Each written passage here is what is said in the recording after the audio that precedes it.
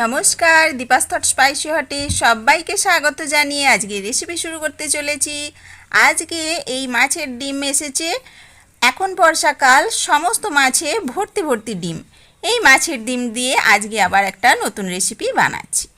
তো বন্ধুগণ, ডিমের আকার আকৃতি দেখেই বুঝতে পারছেন একটা মাছের যা ওজন প্রায় অর্ধেক ওজনই এই ডিমের।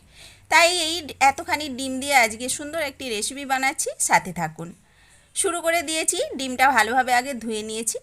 এখন আমি কড়াইয়ের মধ্যে কিছুটা জল নিয়েছি। এই জলটা এবার ফুটতে বসিয়েছি। তো এই জলের মধ্যে বেশ খানিকটা সর্ষের তেলও দিয়েছি, আর দিয়ে দিলাম লবণ আর হলুদ প্রয়োজন মতো। এবার এর মধ্যে ওই সম্পূর্ণ ডিমটা আমি ছেড়ে দেবো ধীরে ধীরে, আর খুব ভালোভাবে একটু সেদ্ধ করে নেব। বন্ধুগণ, রেসিপি ভালো লাগলে অবশ্যই লাইক দেবেন, আর নতুন বন্ধুগণ প্লিজ সাবস্ক্রাইব করে আমার পাশে থাকবেন।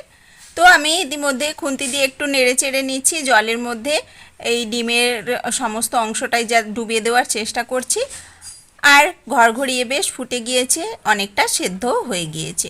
এবার ধীরে ধীরে আমি এটা নাবিয়ে নেব।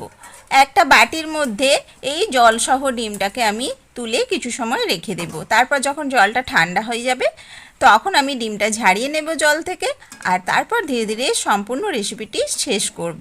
তো আপনারা দেখতে থাকুন। আমি বাটির মধ্যে এখন ঢেলে নিলাম। বন্ধুগণ, আপনারা পুরনো যে সকল বন্ধুরা আমায় কমেন্টস করে উৎসাহিত করছেন তাদের সকলকে অসংখ্য ধন্যবাদ। সবাই আমায় মিষ্টি মিষ্টি কমেন্টস করে এইভাবে আমাকে উৎসাহিত করতে থাকুন। তো ইতিমধ্যে কড়াটি আবার ধুয়ে পরিষ্কার করে নিয়েছি, আর আবার এই গ্যাসের মধ্যে বসিয়ে দিলাম।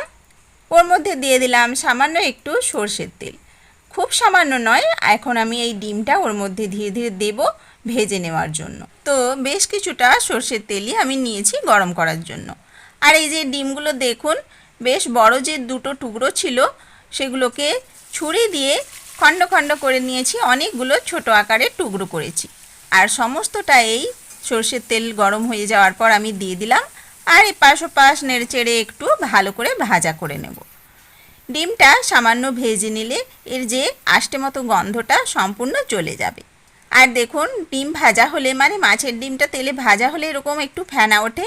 তো আমি ডিমগুলো পাত্রে তুলে রেখেছি, আর ফেনা ফেনাওয়ালা এই তেলের মধ্যেই ফোড়ন দিয়ে দিচ্ছি।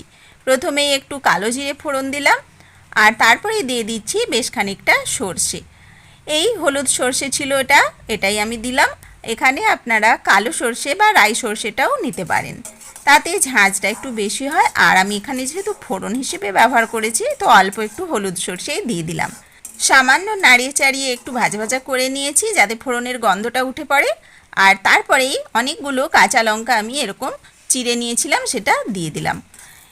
কাঁচা লঙ্কাটা ফোড়নে হিসেবে দিলে বেশ সুন্দর একটা গন্ধ হয়, আর লঙ্কাটাও ভাজা ভাজা হয়ে যাবে, আর ওর থেকে একটু ঝালটাও বেরিয়ে পড়বে। তো যথারীতি এই কাজটি আমি সেরে নিলাম। আর এই গরম তেল হয়ে যাওয়ার পর এই যে ফেনাটা ধীরে ধীরে কমতে থাকবে। তো রেসিপি আজকে বিশেষভাবে বানাচ্ছি, আজকে এই আমড়া দিয়ে এই মাছের ডিমটা বানাচ্ছি।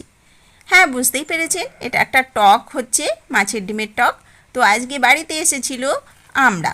তো এই আমড়াগুলো আমি ভালোভাবে খোসাটা ছাড়িয়ে তারপর এই যে গাছ থেকে যে মাড়িটা রয়েছে সেটা আলাদা আলাদা করে টুকরো করেছি এরকম। আর বাকি আমড়ার যে আটিটা শক্ত হয়ে গিয়েছে, তো ওটা আর ফেলছিলাম না, আমি পুরোটাই দিয়ে দিয়েছি। ওর থেকে যে এইটুকু টক বেরোবে। আর এই টকের মধ্যে এই আমড়ার আটিগুলো খেতেও বেশ ভালো লাগে। হ্যাঁ, দাঁত দিয়ে চেবানো তো যাবেই না অবশ্যই, যতটা খাওয়া যাবে খেয়ে তারপর বাকিটা ফেলে দিতে হবে আটিটা।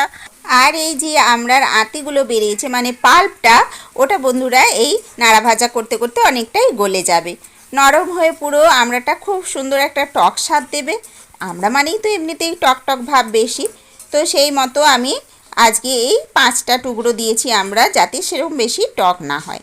তো ইতিমধ্যে অল্প বিস্তর লবণ আর হলুদ যোগ করে নিয়েছি। লবণের পরিমাণটা আবার পরে একটু বুঝে দিতে হবে, কেন কতটা টক আমরা রয়েছে সেটা রান্নার পরেই বোঝা যাবে। শেষে প্রয়োজন হলে আবার অল্প একটু দিয়ে নেব। তো এখন আমি সম্পূর্ণটা এখন নেড়ে ভেজে নিচ্ছি, খুব ভালোভাবে যাতে মিশে যায়। একটু ভাজা ভাজা হয়ে যাবে, আর আমড়ার আটিটা মানে পাল্পটা বেশ গলেও যাবে। ততক্ষণ একটু এরভাবে নেড়ে ভেজে লালচে ভাব করে নিয়েছি।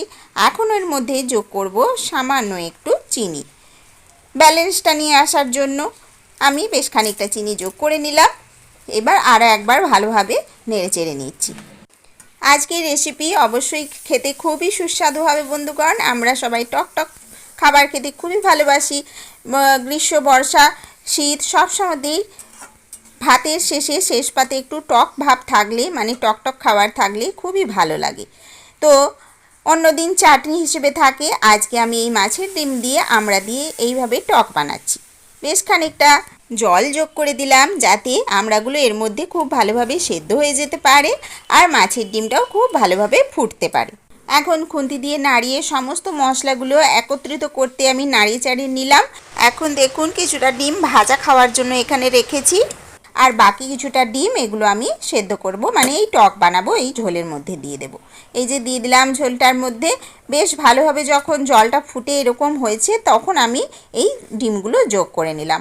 ইতিমধ্যে আমড়াগুলো প্রায় সেদ্ধ হয়েছে আর সবার শেষের দিকেই আমি এই ডিমগুলো যোগ করেছি। এখন আর কিছু না, খুব ভালোভাবে মিশিয়ে নিলাম। এবার ঢাকা চাপা দিয়ে আমি বেশ কিছু সময় রান্না করে নিলাম, মানে এই 5-10 মিনিট মতো একটু ফুটতে দিয়েছি। তারপর দেখুন এইরকম পরিস্থিতি এসেছে। এরপর খুব ভালোভাবে একটা প্লেটের মধ্যে আমি এরকমভাবে ঢেলে নিয়েছি পরিবেশনের জন্য। দেখুন এই কাশিটার মধ্যে নিয়েছি সমস্ত আমড়া আর এই মাছের ডিমগুলো সুন্দরভাবে রেখে দেওয়ার পর ওপরটায় কত সুন্দর স্তর পড়ে গিয়েছে, সমস্ত মশলাগুলো মানে তেলগুলো ফুটে উঠেছে আর সমস্ত কালারটা খুব সুন্দর একটা দিয়েছে। এইটা টকটক ভাব। আর বন্ধুগণ আমি একটু দেখেছিলাম লবণের প্রয়োজন হয়নি। তো আজকের মতো রেসিপি সুন্দরভাবে শেষ করেছি। আশা করি আপনাদের ভালো লেগেছে। আবার অন্য রেসিপি নিয়ে হাজির হব। সবাইকে ধন্যবাদ।